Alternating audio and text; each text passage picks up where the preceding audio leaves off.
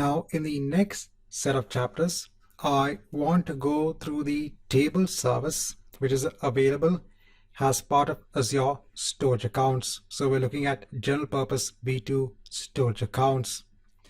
Now, using the table service, you can actually go ahead and store your data in the form of tables.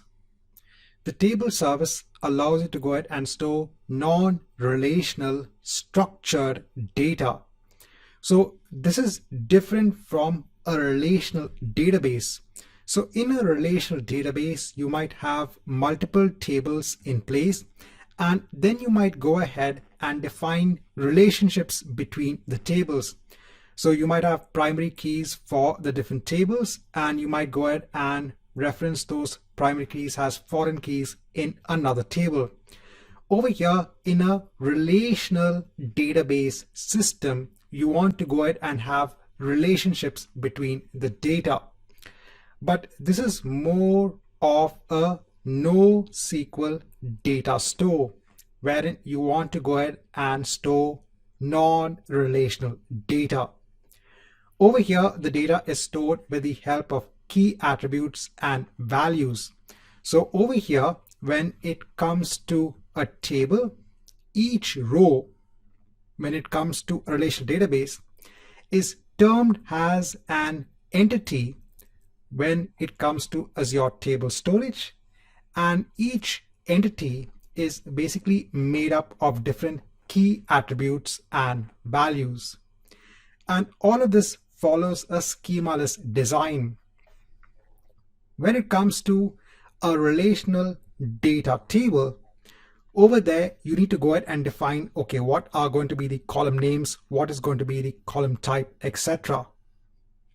When it comes to table storage, you don't have to go ahead and predefine what is going to be the structure of the underlying data. So now let's go ahead and see how to create a table using the table service. Now over here, I'm in Azure. Now I have a storage account in place.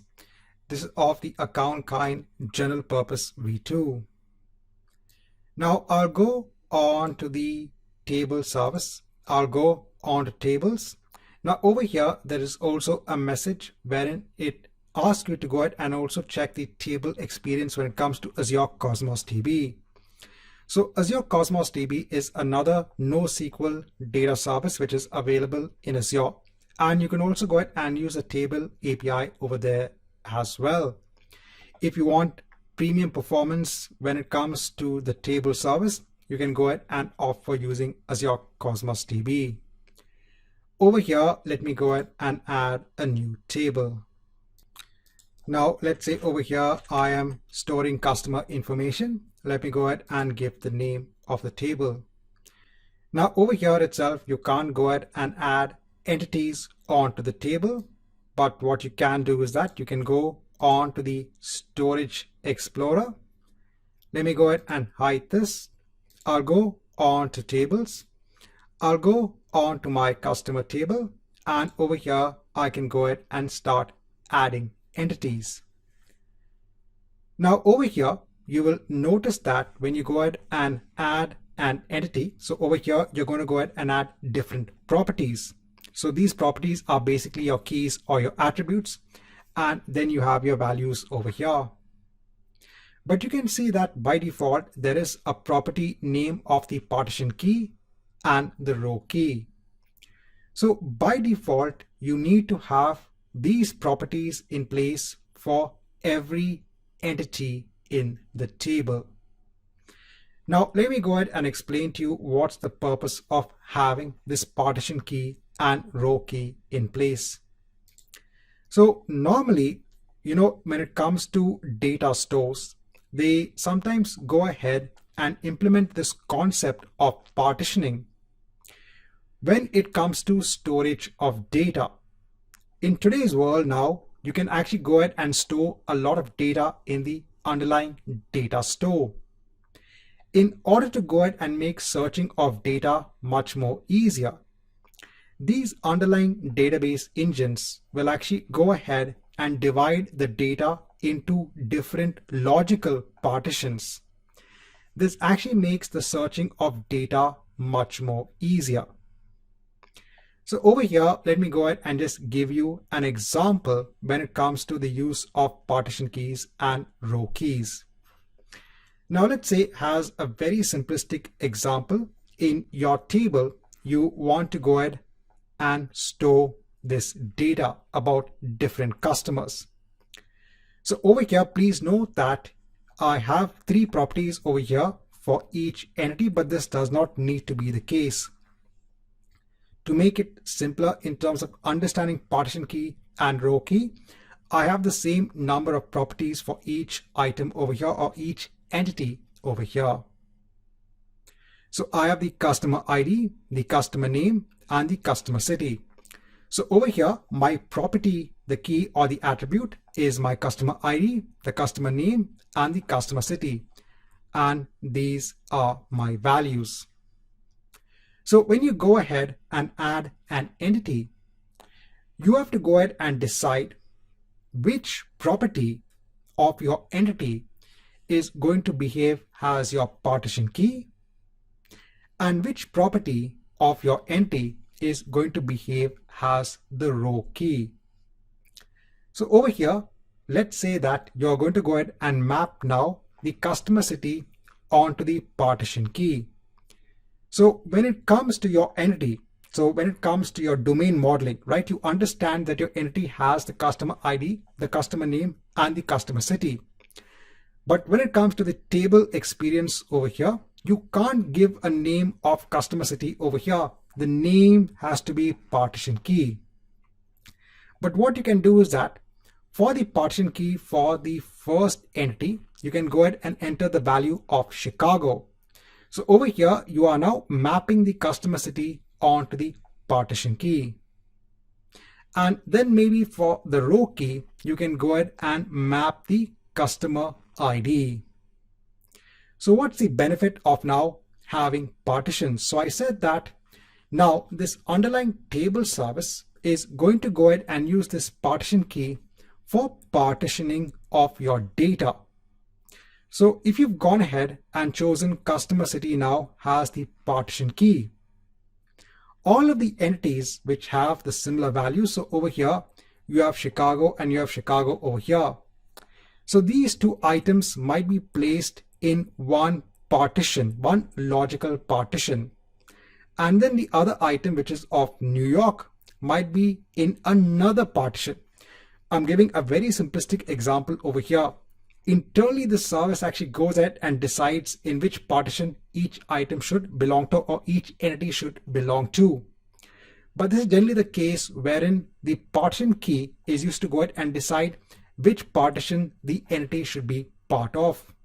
So over here, let's say that this partition is now for all entities that belong to Chicago, and this is for all those that belong to New York.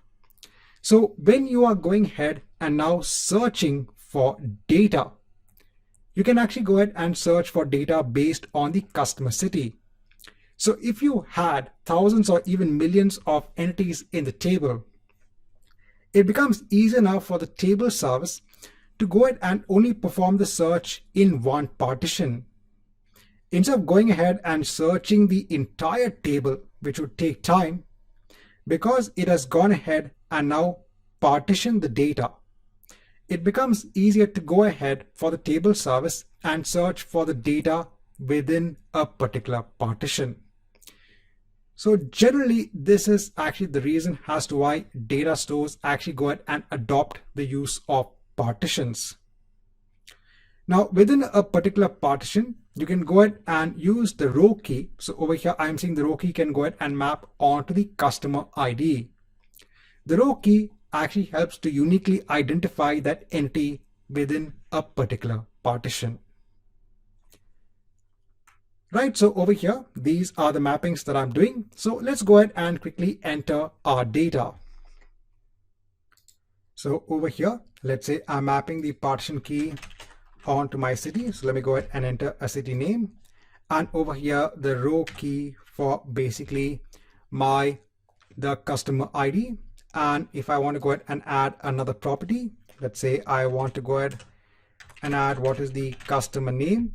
So I can go ahead and add the customer name over here. And over here, when it comes to other properties, you have more flexibility when it comes to the underlying data type.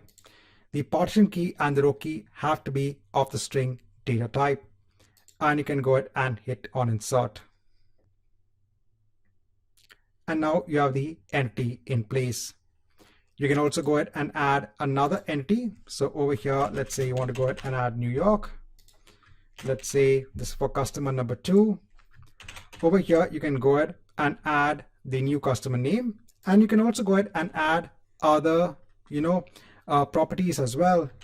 So let's say you want to go ahead and place what is the order number.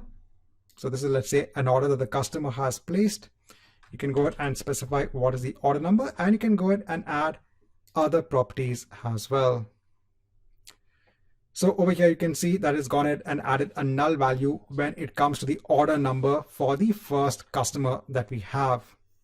But over here, this is how you actually interact when it comes to the table service in Azure Storage Accounts. This is how you'll actually go ahead and work with items.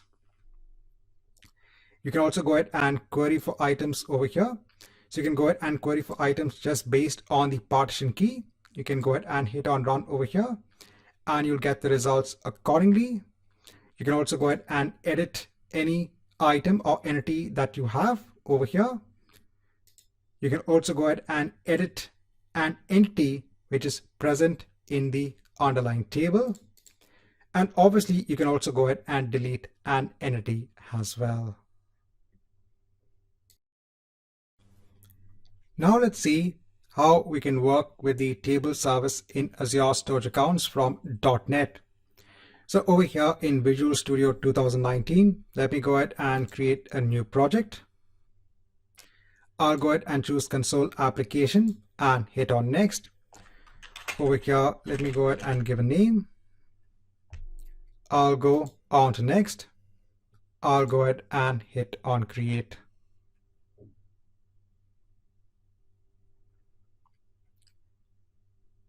Now, the first thing we need to do is to go ahead and ensure that we have the right NuGet packages in place. So let me go ahead and do that. So I'll go on to Tools, I'll go on to NuGet Package Manager. I'll go ahead and manage NuGet packages for the solution. I'll go on to Browse and let me go ahead and search for table. Now over here, when it comes to tables, we have to go ahead and use microsoft.azure.cosmos.table. Now I mentioned that when you want to go ahead and have a table service in Azure, you can also go ahead and use the Azure Cosmos DB service. So when it comes to the underlying package, when it comes to working with tables, it's the same whether it's Azure Cosmos DB or whether it's a table service in Azure Storage Accounts. The same program will work in both aspects. So over here, I'll go ahead and choose that particular package and I'll go ahead and hit on install. I'll go ahead and hit on OK over here and click on accept.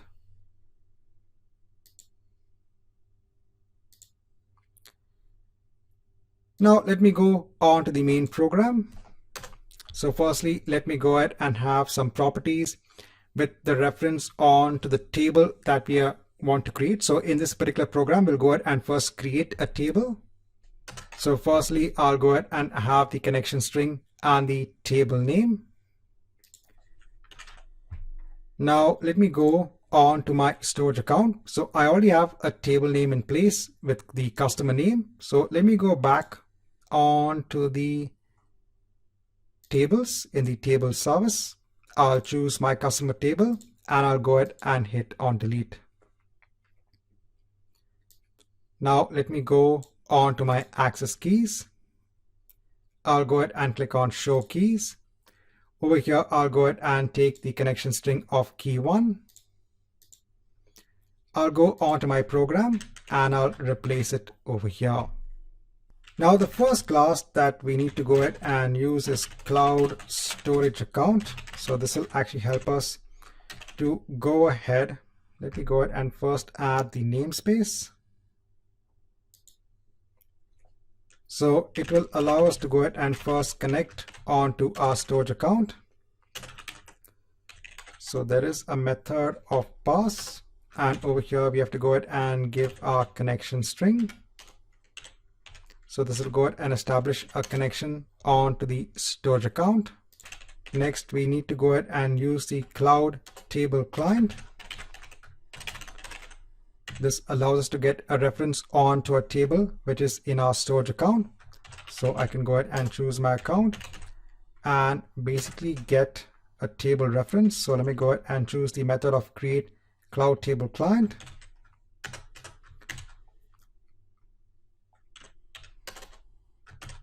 Next, I'll choose the table client.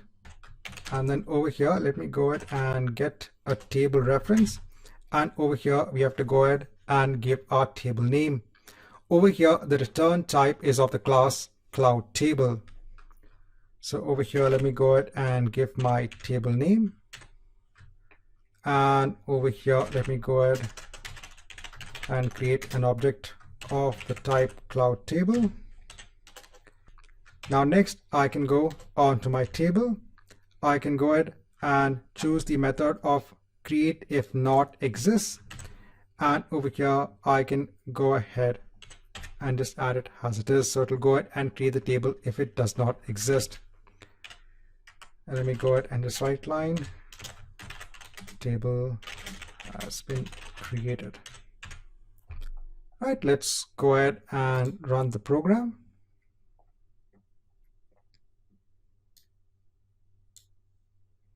All right, so it's fine. Let's go ahead and verify. We'll go on to our tables, and over here you can see the customer table in place. Now in this chapter, let's go ahead and see how to insert an entity into our table. Now firstly, in order to go ahead and represent our data, I'll go ahead and add a new class. So I'll go ahead and right click on my project. I'll go ahead and add a new class. So since I want to go ahead and enter customer information, I'll go ahead and choose that. Now, in order to go ahead and actually ensure that we can add an object, a .NET object onto our table, it needs to go ahead and use the table entity. So over here, it needs to go ahead and inherit from table entity. Over here, I can go ahead and choose using Microsoft.Azure.Cosmos.Table. And over here, let me go ahead and paste in the required properties for my customer class. So now over here, I have my customer name property. Remember, as part of the table entity, you need to have a partition key and the row key. These properties are basically inherited from our table entity class. So over here in the constructor, I'm going ahead and passing the customer name, what is the city, and what is the customer ID, and I'm setting it across over here. Let me go ahead and ensure that it's public.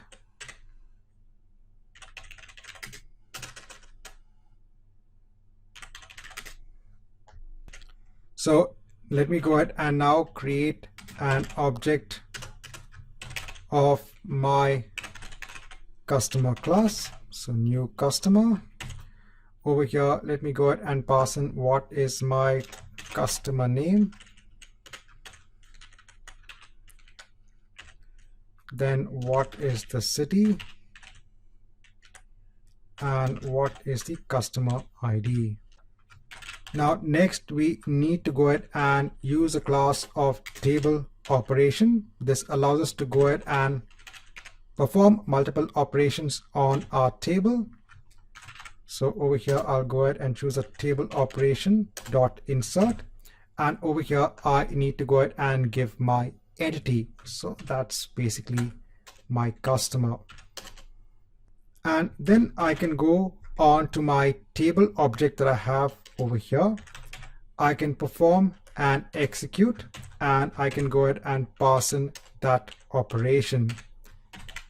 This actually goes ahead and returns an object of the class table result. And over here we can say the entity is added. So if I just go on to the Storage Explorer, I'll go ahead and hide this. I'll go on to my tables. So if I go on to the customer table, there's no data in place. Over here, let me go ahead and run the program. Right, so the entity is added. Over here, let me go ahead and hit on refresh, and I can see my entity in place. So my partition key is Chicago, that's my city, and my row key is the customer ID.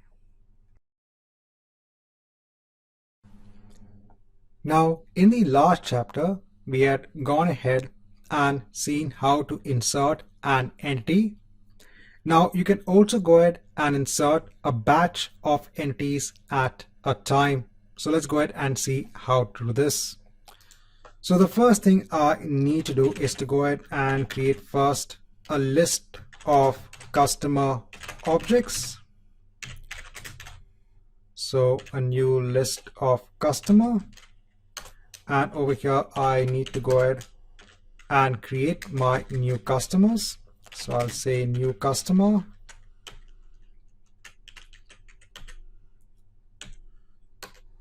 Over here, let me go ahead and ensure to use systems.collections.generic. So let me go ahead and add multiple customers. Now over here, let me go ahead and enter all of them as Chicago. Let me go ahead and just change what is the customer ID and what is the customer name. Now when it comes to the batch operation, you have to ensure that the partition key is the same for all of the entities in that particular batch. Now over here, we need to go ahead and choose now a table batch operation is equal to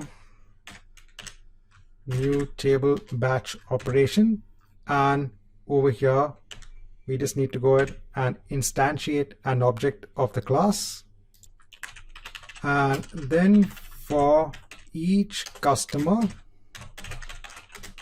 in our customer list, we have to go on to our operation object and we have to go ahead and choose insert, and we have to go ahead and choose our customer. And now over here, we have to go ahead and choose execute batch and then our operation.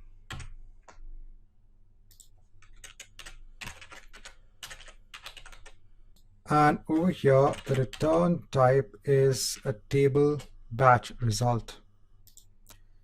Right, so now all of this is in place. Let's go ahead and run our program.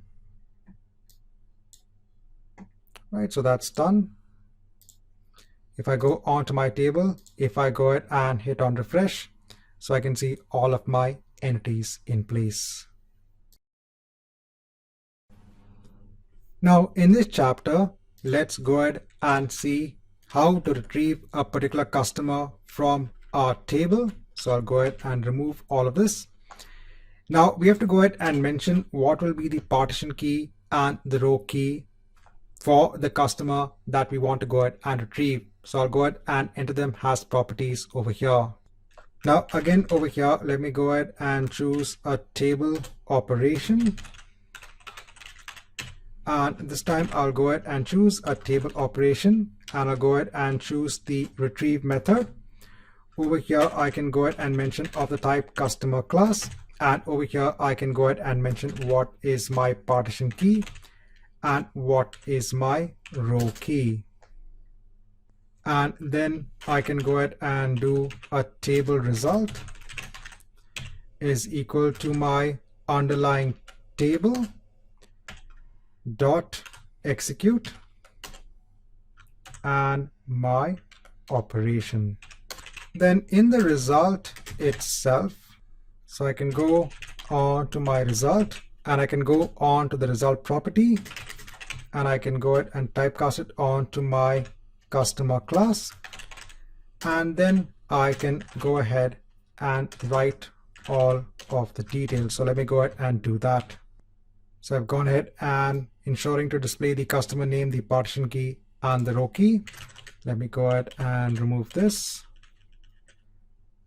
Before I run the program, let me ensure that my row key is basically the customer ID. Now also when it comes to retrieving an object, we have to ensure, so if I go on to my customer class, I need to go ahead and ensure that I have an empty constructor in place. So once all of this is done, let me go ahead and run the program. So over here you can see you're getting the details as required. Now in this chapter, let's see how to perform an update operation from a .NET program. So what we'll do is that let's go ahead and update the information wherein the customer ID is equal to C2, and we'll go ahead and just update the customer name. So over here in my .NET program, I want to go ahead and basically now use the method of insert or merge. So now over here, we have that information about the partition key and the row key. So over here, let me go ahead and remove this information about the customer. And before the table operation, let me go ahead and create now a new customer object. So I'll say new customer. Over here, let me go ahead and choose my second constructor that I have. So my second constructor basically takes in the customer name. So let me go ahead and now specify this as user E. And what is the city? So that's basically my partition key. And what is the customer ID? So that's basically my row key. So over here now, I am going ahead and basically creating a new customer object. But over here, I have now a new customer name. Now over here in the table operation, I can go ahead and do an insert or merge. And over here, I can go ahead and choose my new customer entity. And then I can go ahead and hit on execute. And over here, let me go ahead and write that the customer information is updated. Let's go ahead and run the program. Right, so this is done. Now let me go on to my table. Let me go ahead and hit on refresh. And now you can see the customer name has been changed onto user E. Now in this chapter, let's see how to perform a delete operation from .NET. So let's say I want to go ahead and delete the entity wherein the partition key is equal to Chicago and the row key is equal to C2. So firstly, in the program, let me go ahead and first add the code to go ahead and retrieve our customer. So this is based on our partition key and the row key. And over here, I am getting that customer information as an object. Now over here, let me go ahead and specify a new table operation. So this will be a delete operation. So the first operation is to go ahead and retrieve the customer from our table. And now we can actually go ahead and use the delete method, and we can go ahead and specify our customer. And now we can actually go ahead and use another result. So let's change this as delete result, and let's execute our delete operation.